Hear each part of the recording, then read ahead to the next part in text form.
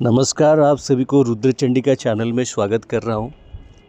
आशा है कि आप लोग अपने दिनचर्या के साथ पूजा पाठ मंत्र जाप में भी कुछ समय दे रहे होंगे।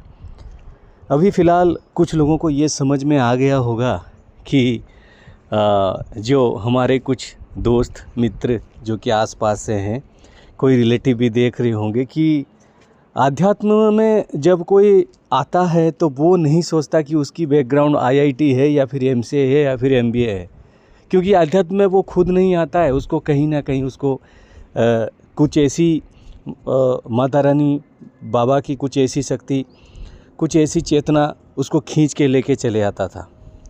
कुछ साल पहले जब हम साधना प्रारंभ किए तो बहुत सारे लोग हमें ये कहने लगे कि जब जीवन से कोई ऐसे विरक्त हो जाता है तो साधना करता है, जब कोई नौकरी में ज़्यादा समय रह नहीं पाता है तो ये साधना वगैरह करता है, जब अपने जीवन में कोई फ्रस्ट्रेट हो जाता है तो डिप्रेस हो जाता है तो साधना करता है।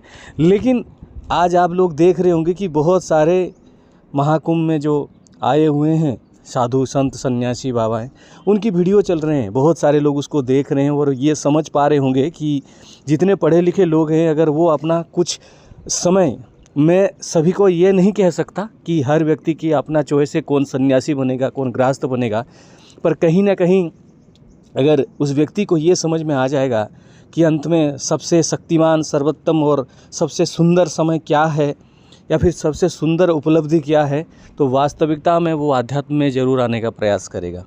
ये आप समझ लीजिएगा।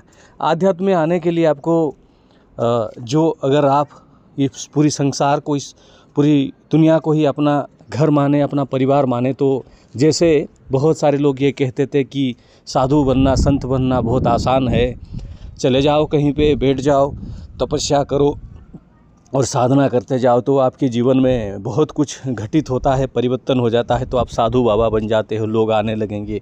नहीं, ऐसा नहीं। मैं इस बात को गलत कहूँ तो थोड़ा क्षमा चाहूँगा, लेकिन ऐसा भी नहीं है कि हर व्यक्ति जो आप देख रहे हैं कि एक बैठा है एक आसन पर या फिर कुछ आपको समझा रहा है, वो वास्तविकता में उस महानतम चेतना को समझ पाया होगा, क्योंकि वो ऐसी चेतना है जिसके बारे में जानने के लिए आपको समय चाहिए और आपको खुद को समय देना भी चाहिए। चलिए आज मैं आपको बताता हूँ कि अगर कैसे मेरा महामृत्युंजय मंत्र का अनुष्ठान खंडित हुआ था और मेरे जीवन में एक ऐसा मंत्र का एक प्रवेश हुआ था जिसके बाद मैंने कई बार उस मंत्र से लोगों के लिए कुछ अच्छे कार्य किए हैं, अपने लिए भी किए हैं। हालांकि वो मंत्र मैं बहुत पहले करता था, लेकिन मैं समझ नहीं पाया था कि वास्तविकता में उस मंत्र की शक्ति कितना है और मेरे जीवन में क्यों ऐसे परिवर्तन हुआ। देखिए, कुछ साल पहले मैं 2011-12 की बात कर रहा हूँ। उस समय मैं बहुत हनुमान चालीसा का पाठ करता था, बहुत हनुमान जी के अनुष्ठान करता था और उस हनुमान जी के अनुष्ठान में मैं एक मंत्र का एक पुष्प पूजन करता था जो मुझे किसी ने नहीं सिखाया था। बस अपने आप भी विभिन्न प्रकार की वन में जो पुष्प होते हैं, कुछ ऐसे फूल होते हैं जो फूल आसपास में नहीं मिलते, उस फूल से मैं हनुमान जी की पूजा कर रहा था। पर दिक्कत यही थी, उस टाइम में मैं बीच बीच में थोड़ा जो नॉनवेज फूड खा लेता था, क्योंकि बाहर में रहता था। बहुत पहले की बात है, 13-14 साल पहले की बात है। तो उसमें मुझे कुछ ना कुछ हानि होती थी, मैं समझ नहीं पाता था। चलिए वो बात हुआ, 11-12 से समय थोड़ा बदलने लगा, शरीर के इशू होने लगे। भगवान शिव अपने जो है अपनी परीक्षा की जो दंड चक्र है उन्होंने प्रारंभ कर दिया था। माता रानी भी मुझे पूरी तरह से मार्जित करना चाहती थी, इसके वजह से मेरे जीवन में आए दिन परेशानी आते रहे। नौकरी मिला, नौकरी में रह नहीं पाया, अवसाद में गया, डिप्रेशन में गया, दुख होने लगे, पीड़ा होने लगे और मैं ये समझता रहा कि मेरे साथ क्या हो रहा है। तो उसी बीच में कुछ समझ नहीं पाया कि मैं जीवन में वास्तविकता में क्या घटित हो रहा है। तो बात ऐसी है कि जब ये सारी चीज़ें होने लगे तो कहीं ना कहीं मैं दुखी होता गया, और जब शरीर साथ नहीं दिया, जब शरीर की पीड़ाएं बढ़ने लगी और कुछ ठीक नहीं हुआ, तो कहीं ना कहीं जब हम यहाँ पे जाते थे किसी पंडित जी के पास, वो महामृत्युंजय मंत्र की जप करवाने की बात बोलते थे या फिर अनुष्ठान करवाने की बात बोलते थे। लेकिन बात ऐसे था कि हमारे यहाँ पे जैसे काशी के साइड में या वाराणसी की साइड, मतलब उस साइड में, नॉर्थ इंडिया में या फिर साउथ इंडिया में ऐसे होते हैं कि बहुत सारे जो पंडित जी होते हैं वो मिलकर महामृत्युंजय की अनुष्ठान कर देते हैं। और देखिए वो बड़ा अनुष्ठान होता है, उसके लिए पैसे भी बहुत ज़्यादा लगते हैं। हमारे यहाँ पे अगर कोई व्यक्ति को हम पूछे तो उन्होंने कहा कि ज़्यादा से ज़्यादा हम 1-2 हज़ार 5 हज़ार ही जप कर पाएंगे। और उसके लिए भी उसकी, क्योंकि वो बहुत हार्ड अनुष्ठान होता है, चाहे किसी के लिए भी करें। मैं बताऊंगा आने वाले समय में, बहुत बढ़िया चीज़ आप लोगों के लिए उजागर करूंगा। मैंने कहा भी है कि इस 10 वीडियो में आपको बहुत सारे, ये जो वीडियो है 10, इस 10 वीडियो में आपको बहुत कुछ पता चलेगा जो आप जानना चाहते होंगे लेकिन जान नहीं पाते होंगे। तो मैं इन 10 ये जो चीज़ है कि कैसे हम अनुष्ठान करेंगे, कैसे हमारे जीवन की जो परिवर्तन, हमारी जीवन की शैली बदलेगी, ठीक है ना। तो इसके चलते क्या हुआ कि अनुष्ठान हो नहीं पाया। एक जगह पे जो अभिषेक के साथ कुछ हवन वगैरह हुआ था, जो मृत्युंजय का हवन मेरे लिए, तो जो मुझे कुछ अच्छा लगा। तो कहीं ना कहीं महादेव जी की ये इच्छा नहीं था कि उस मंत्र को मैं कुछ करूं, इस समय के लिए कुछ करूं या फिर कुछ ऐसे करूं। लेकिन बाद में मेरे अंदर हट आ गया कि मैं इस अनुष्ठान को अवश्य ही करूंगा और मेरे अंदर जो ये भावना है इसको आगे उजागर करूंगा, बाबा के समक्ष रखूंगा कि मैं इस मृत्युंजय के अनुष्ठान कर रहा हूं। मुझे बस अपने स्वास्थ्य की चिंता थी और कहीं ना कहीं मैं स्वास्थ्य के साथ साथ मेरे मन में ये आ गया था कि ये तो इतना बड़ा अनुष्ठान है, अगर ये कर दूंगा तो मैं, मेरे घर वालों के जितने भी सारे शरीर का, मेरे मन में ये भी विचार आता था कि हाँ, मैं ये जब अनुष्ठान करूँगा तो आने वाले समय में मुझे जो है कि एक बहुत मुझे अच्छा लगेगा। मैं अपने घर में कोई बीमार रहता है तो उसके लिए भी कर दूंगा, अपने दोस्त के लिए भी कर दूंगा, ऐसे मन में सोच आ रहा था। तो उस समय मेरे मन में कभी ये विचार नहीं आया था कि मुझे ये अनुष्ठान करने के बाद मेरे जीवन में क्या परिवर्तन होगा, क्या होगा, क्या नहीं। देखिए, पहली तो बात है, उस समय मुझे इसकी कोई विधि नहीं पता थी। बस एक हट में बैठ गया कि मुझे महामृत्युंजय के अनुष्ठान करना और इसमें मैं सफल हो जाऊंगा। मैंने कुछ 1.25 लाख का संकल्प ले लिया था और तो चलता गया। 3-4 दिन, 5 दिन, 7 दिन मैं ब्रह्म मुहूर्त में उठता था और सेवा करता था। और कुछ उस समय मेरे पेट में अत्यधिक पित्त के कारण मुझे पेट में जलन होती थी, वोमिटिंग होती थी, विभिन्न प्रकार की इश्यूज़ होते हैं। वो सब कुछ मैं साइड में करने के बाद मैंने ये अनुष्ठान शुरू किया कि हाँ, प्रारंभ कर देना चाहिए, तो मैं करता गया। लेकिन कुछ दिनों बाद अचानक ही मेरा शरीर, मेरा तबीयत जो है और बिगड़ने लगा। पता नहीं कैसे हुआ, और बिगड़ने लगा। हो सकता है मैं उस महानतम ऊर्जा जिनको मैंने आह्वान किया, उस ऊर्जा को मैं संभाल नहीं पा रहा था। मेरी साधना में कुछ त्रुटि रह रही थी, मेरे जीवन में कुछ घटित हो रहे थे। और उसके बाद ही मैंने एक ऐसे समय के साथ मैं चलता गया और मुझे वो चीज़ हुआ नहीं। तो 10 दिन के बाद मेरे मन में उच्चाटन होने लगा। जब मैं जब करता था उस समय जब उच्चाटित हुआ, तो पहले दिन उच्चाटित हुआ, वो वार्निंग था कि तुम उठ जाओ, तुम्हारे से ये नहीं होगा। लेकिन मैं उठा नहीं। और दूसरी चीज़ है कि ये जो चीज़ है, मैं ये करना चाहता था कि हाँ, मैं कंटिन्यू करूं। दूसरे दिन क्या हुआ कि कोई भी दूसरे शक्ति की प्रहार के द्वारा मेरी जो माला है वो टूट गई। ठीक है, तो उस समय मुझे इतना पता नहीं था। तो ये 13-14-15 की बात होगी। तो उस समय इस पार्टिकुलरली इस चीज़ में मुझे पता नहीं था कि ये इतना बड़ा खतरनाक चीज़ होता है। तो माला टूटने के बाद मुझे वार्निंग मिला, तो नहीं हुआ। 3rd दिन क्या हुआ कि जिस जगह पे मैं कर रहा था उस जगह पर हमारे घर वालों को, मैं जब उठ जाता था कुछ ऐसी दृश्य दिखने लगी। तो उन्होंने मुझे कहा कि जब आप उठ जाते हो तो यहाँ पे कुछ ऐसे दिखाई देते हैं, आप क्या कर रहे हो, कुछ गलत तो नहीं हो रहा, घर में कुछ संकट तो नहीं आ जाएगा। तो उन्होंने हमें थोड़ा, हम भय में आ गए, भय होने लगा। उसके बाद हमने 10-15 दिन या फिर जो भी साधना हुआ था, जितनी लाख भी हुआ था या फिर जितनी हज़ार हुआ था, लाख तो नहीं, जितनी हज़ार, तो उस समय वो संख्या हम नहीं बताएंगे, तो हमें मना है। तो वो हम उठ गए, तो हमारा साधना खंडित हो गया। उसके बाद यकीन मानिए, मैंने ये सोचा कि भाई ये ऐसा क्यों हो गया क्यों, मेन तो साधना क्या था, मुझे उस समय साधना खंडी दोष उसके बारे में भी कुछ पता नहीं था, कैसे क्या होता है, कैसे पीड़ा होती है, कुछ कष्ट होते हैं, वो भी मुझे नहीं पता था। तो हमने ऐसे चीज़ को ये किया कि अरे भाई ये तो खंडित हो गया, फिर दोबारा करेंगे। लेकिन उसके बाद वो चीज़ कभी हो नहीं पाया, यकीन मानिए आज तक हो नहीं पाया। लेकिन मुझे उसकी सच्चाई पता चला बाद में। उस सच्चाई में से कुछ भाग मैं आपको बता देता हूँ। देखिए, ये जो समय है, इस समय में व्यक्ति जो किसी का मेरे मतलब कोई भी मित्र हैं, दोस्त हैं, वो किसी के द्वारा भी करवाते हैं महामृत्युंजय का अनुष्ठान। ठीक है, एक तो इसकी अनुष्ठान ऐसी होती है, कोई व्यक्ति डेथ बेड पर पड़ा हो, यानी वो मरने वाला हो, उसकी अच्छा गति के लिए भी लोग करते हैं कि भाई उसको अच्छा शिव की ऐसी एक प्राप्ति हो, मतलब शिव की कृपा मिल जाए, कुछ मिल जाए इसके लिए। दूसरी चीज़ ऐसी होती है कि उसको तुरंत सही करने के लिए होता है। ठीक है, और उसको सही होने का है, आपने देखा है बहुत बड़े बड़े रिसर्च भी चल रहे हैं हमारे इस धर्म के बारे में, कैसे इस मंत्र कार्य करता है, कहीं पे लोग ठीक हो गए, ये ठीक हो जाते हैं। तो लेकिन मान लीजिए कि कोई ऐसा व्यक्ति है जिसके लिए भगवान या फिर माता रानी, मतलब माता रानी भोले बाबा कुछ अलग ही उद्देश्य रखे हैं, इसकी ये साधना कुछ समय के लिए सफल तो हो सकता है, सही तो हो सकता है, लेकिन उसकी पीड़ा नहीं जा सकता है।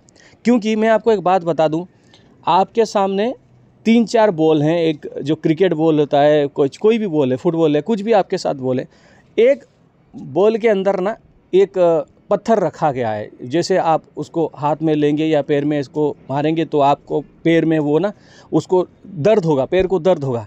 आपको ये नहीं पता है कि सारे के सारे सेम दिख रहे हैं, सारे के सारे बॉल सेम दिख रहे हैं। उनमें से एक बॉल जो है वो पूर्णतः आपको उसमें एक कंकड़ भर दिया गया है, पत्थर भर दिया गया, जिसको आप मारेंगे पैर पे या फिर हाथ में मारेंगे, वॉलीबॉल हो कुछ भी हो, तो आपको लगेगा। लेकिन आप चाहते क्या है, मुझे सारे के सारे बॉल चाहिए, और स्पेशली वो बॉल को चाहिए जो लाल रंग का दिख रहा है, वो बॉल मुझे बहुत पसंद है, मैं उस बॉल को लूँगा और मैं खेलूँगा। लेकिन बाबा और माता को पता है कि अगर ये बॉल लेता है तो कहीं ना कहीं इसको पीड़ा होगा, और वो चीज़ आपको दिया नहीं जाएगा। तो ये जो चीज़ है वो चीज़ आपको दिया नहीं जाएगा, क्योंकि ये एक ऐसी चीज़ है कि अगर आपको वो चीज़ दे देते हैं तो कहीं ना कहीं आने वाले समय में आपको पीड़ा हो सकता है। मेरे साथ ऐसे ही घटना हुआ। बाबा मुझे कुछ स्वप्न के माध्यम से हो, कुछ आभास के माध्यम से हो, कुछ अपने परिजन की रूप में स्वप्न के माध्यम से मुझे कुछ पता चला, और पता चला कितने साल बाद पता चला, 9 साल के बाद पता चला, 8-9 साल के बाद पता चला कि अच्छा ये इसका रहस्य है। लेकिन मैं आपको एक बात बता देना चाहूँगा कि इस संसार में कोई एक ऐसा मंत्र है जो व्यक्ति मृत्युंजय का अनुष्ठान नहीं करवा पाता है। देखिए, कभी कभी मृत्युंजय अनुष्ठान की लाखों जप हवन में लाखों रुपया खर्च हो जाते हैं, क्योंकि उसके लिए परिश्रम आवश्यकता होता है। ऐसे टाइम पास करके कोई कर देने से ना वो हो नहीं जाता कि आप बैठ जाएंगे बस, हाँ ऐसे। उसके लिए मैं जानता हूँ कि मेरे जो दादाजी थे वो वैसे करते थे कि वो एकांत में रहते थे। 3 महीने के लिए वो बाल भी नहीं काटते थे, नाखून भी नहीं काटते थे, दाढ़ी भी नहीं बनाते थे, ऐसे कुछ नहीं करते थे। बस एक वक्त का कोई खाना बना देता था, वो रहते थे और वो जब करते थे, ज़मीन पे सोते थे, बिस्तर पे नहीं सोते थे, अलग रहते थे, पूर्णतः ब्रह्मचार्य। किसी को वो देखते नहीं थे, बस महादेव की पूजा किया, अनुष्ठान किया, बैठ गया। तो उन्होंने इस प्रकार चीज़ को हमें समझाया कि कैसे बाबा नहीं समझाया, तो वो मेरे दादाजी तो नहीं है, बाबा जी समझाया कि ऐसे ऐसे चीज़ें। पर वो समझने के लिए मुझे कम से कम 7-8 साल लग गए, 7-8 साल लग गए धीरे धीरे। लेकिन इसी बीच उन्होंने एक चीज़ बता दिया कि जो है तुम ये उपासना करना चाहते हो और हम इसको करने नहीं देंगे। ठीक है, मैंने भी कुछ लोगों के लिए किया है ये अनुष्ठान, बहुत मृत्युंजय का अनुष्ठान, बस बहुत लघु मृत्युंजय का अनुष्ठान किया है, और उसमें मुझे एक अलग प्रकार की सफलता मिली। वो अगर वो अनुमति होता है तो मैं बताऊंगा भविष्य में, अगर नहीं होता तो नहीं बताऊंगा। लेकिन उन्होंने मेरे समक्ष एक ऐसा मंत्र बता दिया, ऐसा मंत्र को प्रकट कर दिए जो कि मैं पहले करता था, और उन्होंने ये नहीं बताए कि जो व्यक्ति महामृत्युंजय मंत्र को नहीं कर सकता उसके लिए ये मंत्र कैसा प्रभावशाली है, इसको तुम करने के बाद पता चलेगा। आज मैं ये बातें बता रहा हूँ ना, ठीक है, ये बातें बता रहा हूँ, ये जो मैं सब कुछ बता रहा हूँ ना, ये मैं एक प्रामाणिकता आधार पे बता रहा हूँ। कोई मंत्र का सामंजस्य नहीं है कि हाँ ये वो मंत्र की अलग महिमा है, इस मंत्र की अलग महिमा है। लेकिन अगर कोई व्यक्ति कुछ नहीं कर पाता है, महामृत्युंजय के अनुष्ठान नहीं कर पाता है, तो कौन सा मंत्र का वो अनुष्ठान करवाने से कहीं ना कहीं उसको एक आश्चर्यजनक फल मिलता है। मैं ये नहीं कह सकता कि वो जो मंत्र है वहाँ से ऐसा मिलता है, यहाँ से कैसा मिलेगा, लेकिन द मोस्ट जो रिक्वायरमेंट है उस व्यक्ति के जीवन में, कहीं ना कहीं वो उस मंत्र से हो जाता है। और आपके सामने मैं उस मंत्र को रखता हूँ, वो मंत्र है रुद्र गायत्री।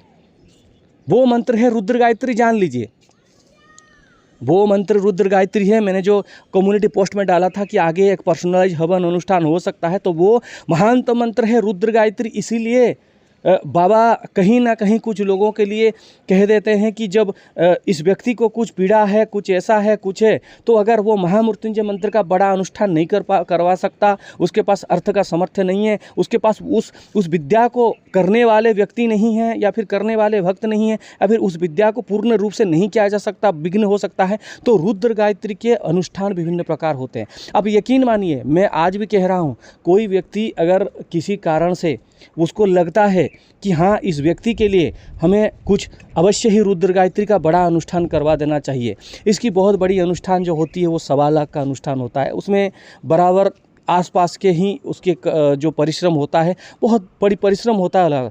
दूसरी चीज़ है कि वो 11 दिन का अनुष्ठान करवा सकता है, या फिर जो है वो 1 दिवसीय अनुष्ठान करवा सकता है, जिससे क्या होता है कि वो उसके जो मन में जो एक विश्वास है, आस्था है कि हाँ इस अनुष्ठान से मेरे जीवन में कुछ परिवर्तन हो सकता है, वो दिखने को मिलता है। इसकी हवन भी होती है, उसकी पूजन भी होती है, इसकी अनुष्ठान जो होता है एक भिन्न प्रकार से होते हैं। इसीलिए ये एक ऐसा मंत्र है जिसको मैं महामृत्युंजय जप करने से बहुत पूर्व ही इसको मैं हनुमान जी के उपासना में यूज करता था। हनुमान जी की उपासना में मैं उसको करता था। आगे मैं बताऊंगा कि महाबली की अनुष्ठान में कैसे रुद्र गायत्री मंत्र को आप जो है प्रयोग कर सकते हैं, उसमें कैसे आपको अनुभूति होंगे, कैसे आपके जीवन में एक परिवर्तन होंगे, कैसे आपके लाइफ में जो एक बदलाव होता है वो बदलाव होगा, जिसको आप पूर्णतः जान सकते हैं कि हाँ ये एक रुद्र गायत्री मंत्र के अनुष्ठान से आपके जीवन में ऐसे ऐसे परिवर्तन होंगे और आपके जीवन में ऐसे एक बड़ा परिवर्तन हो सकता है। ठीक है, ये केवल ही करें। इसीलिए जब कभी भी माँ बाबा क्या करते हैं कि किसी के लिए अगर महामृत्युंजय अनुष्ठान नहीं हो पाता है, या फिर वो बोलते नहीं कि कोई उसको क्योंकि जो व्यक्ति दूसरे के लिए करेगा उसमें भी इतना समर्थ होना चाहिए कि वो दूसरे के लिए मृत्युंजय के अनुष्ठान कर पाए या फिर जप कर पाए। अगर उस व्यक्ति में ही उतना समर्थ नहीं है तो वो कहीं ना कहीं उस चीज़ को चेंजेस करे, कहीं ना कहीं उस चीज़ को बदलाव एक दूसरे प्रकार की एक साधना करे। ठीक है, वो होता है रुद्र गायत्री के अनुष्ठान या साधना, या फिर रुद्र गायत्री का मंत्र जाप। तो आज तो आप लोगों ने जाना कि कैसे मेरे महामृत्युंजय मंत्र का अनुष्ठान विफल हुआ था और कैसे एक सर्वोत्तम मंत्र मुझे मिल गया था, जिससे मैं अपने जीवन को कहीं ना कहीं चेंजेस करने में मुझे बहुत अच्छा लगा। मैं चेंज कर पाया और मैंने इस मंत्र के द्वारा बहुत सारे अनुष्ठान किए लोगों के लिए, और इसकी जो सफलता की रेट है ना वो 90% से ऊपर है। 90% से ऊपर मैं इसलिए बोल रहा हूँ, कई व्यक्ति के अनुष्ठान हम करते हैं, अगले दिन बाद वो गलत कार्य में लिप्त हो जाता है, कुछ गलत कार्य करने लगता है, तो वो बहुत जल्दी माइनस हो जाता है। तो बाद में खुद आके वो बोलता है कि इसमें आपके अनुष्ठान की गलती नहीं है, और ना ही इस महानतम अनुष्ठान की फेलियर होने का जो कारण और कोई है, ये फेलियर होने का कारण हम स्वयं ही है, क्योंकि हमने ये गलत कार्य वो आकर मान जाए। और मैंने ये भी देखा है कि ये कोई मंत्र किसी के लिए जब भी कर रहा है ना, तो उसको जो बेनिफिट मिलते होंगे ना, तो ये एक अलग प्रकार की बेनिफिट है। देखिए हमारा क्या होता है कि बहुत सारे समय पे ऐसे होता है कि हमें मना किया जाता है कि आप पूर्णतः इस बात को उजागर ना करिए कि किसके साथ क्या दिक्कत है, क्या समस्या है, लेकिन आप उसको एक अलग प्रकार से बता सकते हैं कि आप इस चीज़ को करें। माता रानी बाबा कभी भी इस बात को भी क्लियर कभी कभी बोलते नहीं हैं, ठीक है, बताते नहीं है, आदेश नहीं करते हैं कि हाँ इस चीज़ में होता है। देखिए आपके अंदर ही वो चेतना से आएगा, आपके अंदर ही वो चेतना शक्ति है, आपके अंदर ही वो वैसे शक्ति है कि वो पूर्णतः एक आप खुद ही समझ जाएंगे, आपके अंदर जो चेतना शक्ति है आप खुद ही समझ जाएंगे कि ये कैसे सही हो रहा है, गलत हो रहा है। तो ये तो था एक महानतम एक अनुष्ठान की ऐसी कहानी जो कि एक मेरा जीवन बदल दिया था और एक सब कुछ बदल गया था। उसके बाद मैं बहुत बार आने वाले समय में बताऊंगा कि मैं रुद्र गायत्री मंत्र का प्रयोग मैंने किस किस चीज़ों में किया है, कैसे होता है, और आप चाहें तो खुद भी कर सकते हैं, करवा सकते हैं, या फिर आप इसको देखिए करने पर जो विधि मुझे पता है वो तो मैं ही कर पाऊंगा, बाकी मैं बता दूंगा, आप उस चीज़ में कर लीजिएगा। अगर कर पाते हैं तो सही बात है, अगर नहीं कर पाते, मान लीजिए कि कोई बहुत बड़े व्यक्ति है, समर्थवान है और उनको उस पास समय नहीं है, लेकिन उस चीज़ को वो करवाना चाहते हैं तो वो हमारे माध्यम से करवा सकते हैं। लेकिन वो भी ऐसा है कि उसके लिए भी कुछ समय है, निर्दिष्ट है, क्योंकि पहली तो बात है अब ना, पहले बहुत समय था, क्योंकि जब व्यक्ति अपना डेवलपमेंट के लिए कुछ महानतम चीज़ के खोज में लग जाता है ना, जब व्यक्ति खोज में लग जाता है तो बहुत बड़ी चीज़ होती है कि उसमें कोई एकदम पूरा अलग हो जाता है। मतलब जब खोज में लग जाता है तो ना वो सब कुछ अलग हो जाता है, तो उसको बाकी चीज़ों से कुछ लेना देना नहीं होता है। भाई मुझे कुछ किसी के लिए कुछ करना है, मुझे क्या करना है, पैसे कमाना है, खाना है, पीना है, वो होता तो है बस ज़रूरत वाली चीज़, और वो वाला इच्छा नहीं रहता कि भाई मुझे ये करना है, आगे ये बढ़ना है, बस उसी चीज़ में वो लगा रहेगा। तो ये ऐसा होता है, आपने देखा होगा कि जो एक बार इस महानतम चीज़ को खोजने में लग जाता है, भले ही उसको सफलता मिले ना मिले दूसरी बात है, लेकिन वो जब ढूंढने लगता है तो ढूंढते ही रहता है और उसको सफलता मिलता ही है। अगर उसकी जो एम है, जो उसकी गोल है, प्राइमरी गोल की, ऐसा नहीं कि ये जानने के बाद मैं दुनिया में बहुत कुछ कर लूँगा, गलत कर लूँगा, सही कर लूँगा, ये चीज़ से वो उसको कभी कुछ प्राप्त होने वाला नहीं है। अगर जिसकी आप खोज कर रहे हैं उनकी भी कोई मतलब आदि अंत आप कुछ नहीं जान पाएंगे, और जो आप खोज रहे हैं आपको ऐसा ही समझना पड़ेगा कि भाई हम कुछ खोज नहीं सकते, लेकिन हम इतने जानते हैं हम कुछ खोज रहे हैं, और जो भी मिलेगा बस भक्ति में ही जाएगा। इसमें से आपको बहुत बड़ी बेनिफिट मिलेगी। तो आशा है ये बहुत लंबा वीडियो हुआ, लेकिन आपको अच्छा लगा होगा, और अगर अच्छा है तो आप वीडियो को अपने परिजनों के साथ शेयर करिए। मैं भी कुछ लोगों को इसको, जिनके पास ईमेल वगैरह है, वो मैं ईमेल कर दूँगा। ठीक है, जय माई की, जय बाबा।